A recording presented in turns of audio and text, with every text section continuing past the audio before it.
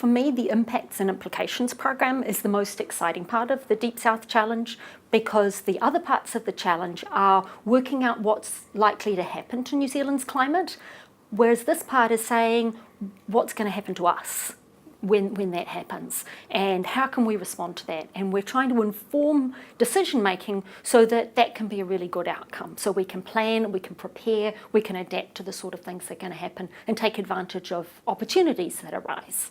And so the Deep South Challenge is particularly focused on things to do with weather, so storms, floods, droughts, those sorts of changes.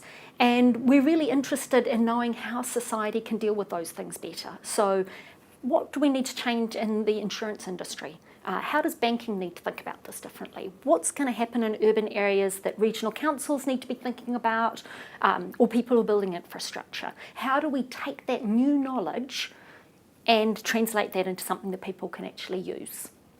So if we're thinking about flood insurance, then that's going to be useful for the insurance industry to think about where they can insure, what they can insure, and for public policymakers to think what's going to happen when the risks get too big and the insurance companies aren't going to want to engage anymore.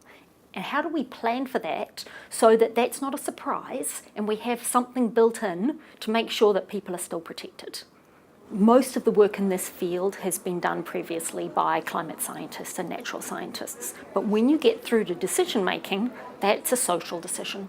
Because what we're trying to do is say, to what extent do we need to change regulations or culture or education in order to be able to better adapt going forward? And those are not natural science questions. We need the natural science to tell us what we need to respond to, but we need the social sciences to say, well, how will people react?